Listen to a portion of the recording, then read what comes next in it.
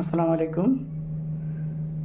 আজকে আমাদের ইমরান ভাইয়ের দ্বিতীয় পর্ব নিয়ে আমরা হাজির। চলুন আপনার সাথে থাকুন, ওনার মুখ থেকে শুনি। শরম পাই। কেন এত লজ্জা কিসে বলেন তো? আমি আসলে একটু লাজের মানে কি কারণে লজ্জা? ছোটবেলা থেকেই আমার লজ্জা। আমি ছোটবেলা থেকে প্যান্ট পরি। ছোটবেলা থেকে প্যান্ট পরেন? যার কারণে প্যান্ট তো সবাই পরে ছোটবেলা থেকে, না, তাও লজ্জা কেন বলেন তো? নর্মালি সবাই যে বয়সে পরে তাদের আগের থেকে পরি, কারণ আমার একটু লজ্জা বেশি। না, লজ্জা তো এখন তো বুঝতে শিখছেন, এখন তার আপনি প্যান্ট প্যান্ট পরা ছাড়া নেই, এখন প্যান্ট পরা আছে, শার্ট পরা আছে, তারপরেও কেন লজ্জা? লজ্জার যে এখন বিয়ে dynamic-টা, বিয়ে করছেন, বাচ্চাও আছে, ভাবিও আছে, সংসারও আছে, তাহলে এখনো লজ্জা কিসের? বইতে লজ্জা হয় না, এই লজ্জা তাহলে কবে ভাঙবে? লজ্জা পাই না। এই লজ্জাটা আপনার ভাঙবে কবে? আমি বুঝতেছি না ভাই, এরা আসলে লজ্জার ডাইনামিক ছিল যেমন আগে প্যান্ট না পরে বেড়াই লজ্জা পাইতাম অনেক ছোটবেলায়ও। হ্যাঁ, এখন দেখা গেছে যে প্যান্ট পরে বেড়াই, কিন্তু এই যে কেউ যদি ভিডিও টিডিও করতে আসে লজ্জা পাই। মানে ভিডিও করতে আসতে লজ্জা লাগে।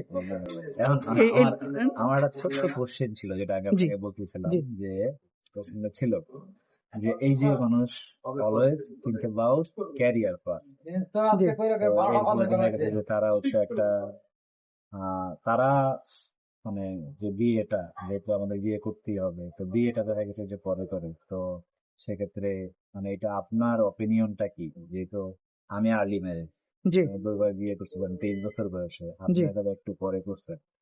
তো এই যে আমি তো এখনো বুঝে উঠতে পারতেছি না যে আসলে পরে করার বেনিফিটটা কি, আর আমি যে আগে করছি এটা কি আচ্ছা, এখন বেনিফিশিয়াল এখন কিনা। আপনি আপনি যে আর্লি করছেন, ধরেন 23 বছর বয়সে করছেন, হুম। মানে আপনি এটার কি বেনিফিট পাইছেন এটা আমি শুনি, এরপরে আমি আমারটা বলবো নি। আমি অ্যাকচুয়ালি এটার কি বেনিফিট আছে নাকি বেনিফিট নাই, না, এটা আমি এখনো বুঝতে পারছি না। কারণ কি, আমার এটা বেনিফিট বোঝার জন্য, যেমন যারা হচ্ছে আপনার 45 বা 40 আপ হয়েছে, তারা অনেক বলে থাকে আর কি, যে এরকম যে হচ্ছে আগে বিয়ে করাটা বেটার। কারণ আমি তো ওই জায়গাটায় যাই নাই যে আমি এটা জাস্টিফাই করতে পারবো যে এটা আসলে আগে করাটা আমার জন্য তাহলে বেটার হয়েছে।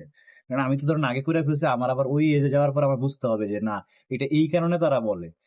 আপনার কাছে যা জানতে চাই যে আপনি তো যেহেতু একটু নিজে থেকেই বলছেন যে আপনি কি লেট ম্যারেজ করছেন, তাহলে এটা কি কেন মনে হইতেছে যে আপনার এটা কি না, মনে হয়, এটা এটা ভালো ছিল না, নাকি এটা এটা আর্লি মনে হয় আর্লি ছিল? আর্লি আর্লি বিয়ে করাটাই বেটার। কারণ কি, যদি ধরেন তো এই দায়িত্বটা নিজেকে নিতে হবে, এই জন্য আমরা চিন্তা করি যে না, আগে আমরা ক্যারিয়ার আগে স্টাবলিশ, কিন্তু মানুষ কিন্তু অসুস্থ হয়ে যায়, তাই না? তো ধরেন আপনি ধরেন 60 বাঁচতেন, 60 বাঁচতে আপনি যদি 35-এ 30-র পরে বিয়ে করেন, তাইলে কিন্তু আপনার ছেলে ধরেন হয়তো 25, মানে কিন্তু সে কিন্তু স্টাবলিশ হয় না, এর আগে কিন্তু আপনি দুনিয়া ছেড়ে দিচ্ছেন। আর আপনি যদি আর্লি বিয়ে করছেন, যেমন ধরেন আপনি 23 বছর বয়স বিয়ে করছেন, and আপনি যদি 60 বছর বয়স বাঁচেন, তাইলে আপনার ছেলের বয়স হবে 37, তাই না? তার মানে সেক্ষেত্রে কিন্তু আপনার ছেলে কিন্তু স্টাবলিশ, আপনি দেখে যাইতে পারবেন যে আপনার ছেলে স্টাবলিশ। আর আমাদের দেশে ধরেন আমাদের ম্যাক্সিমাম দেখা যায়, আমরা যেহেতু মধ্যবিত্ত, নিম্ন মধ্যবিত্ত পরিবার, এই জন্য আমাদের চিন্তা করতে হয় নিজেকে আগে, নিজের পায়ে দাঁড়ানো। এরপরে হচ্ছে আমরা হয়তো মেয়ে বিয়ে দিবে, তারা হয়তো চিন্তা করে যে যে ছেলেটার কাছে বিয়ে দিবে ওই ছেলেটা স্টাবলিশ কিনা, তাদের মেয়েটা বিয়ে দিলে মেয়েটা আহ, ছেলেটা মানে মেয়েটাকে রাখতে পারবে কিনা, এটা চিন্তা করে। তাই আমরা এখন যেহেতু ওইটা চিন্তা করে, তাহলে সেক্ষেত্রে কিন্তু সবাই কিন্তু আমরা ওইভাবে কিন্তু চিন্তা করি। আপনার কি মনে হয় যে আপনি কি বেনিফিট হয়েছেন না? না না, আসলে আমি বেনিফিটের ব্যাপারটা ভাবতেছি না। আমি ভাবতেছি কি, ধরেন এখানে দুইটা বিষয়েরই কিছুটা পজিটিভ এবং নেগেটিভ দিক আছে। অবশ্যই। যেমন আমি যেমন একটা আর্লি ম্যারেজ করছি, তো দেখা গেছে যে আমি হয়েছি কি একটা সময়ে, মানে ভেরি আর্লি ম্যারেজ আমি করছি কি একটা জায়গায় সেটেল হয়েছি, এটা এটা ভালো, অবশ্যই ভালো। The point of view of religion, ধর্মীয় দিক থেকে এটা অবশ্যই ভালো, প্লাস হচ্ছে পারিবারিক দিক থেকে ভালো। কিন্তু ঘটনা হইলো, আপনার কিন্তু ধরুন হলো এক্সপ্লোর করারও আরো অনেক জায়গা থাকে। জি, আর হচ্ছে যেটা হচ্ছে আপনি একা থাকলে যতটুকু করা যায়, জি, আপনি কিন্তু যখন একটা সম্পর্কে চলে আসবেন তখন কিন্তু এটা খুব ডিফিকাল্ট হয়ে যায়। ধরুন হচ্ছে আপনি হয়তো বা আপনি একটা নির্দিষ্ট জোনে হাঁটতেছেন, জি, আপনি যখন এই জোন থেকে বের হয়ে ডানে বামে তাকাতে যাবেন, তখন কিন্তু আপনার কাছে মনে হবে যে ওকে, আমি তো আচ্ছা ঠিক আছে ভালো আছি, আমার সাথে আবার আরেকটা লাইফ জড়িত আছে, ঠিক আছে আমি ওইদিকে না আগাই বা এইদিকে না আগাই।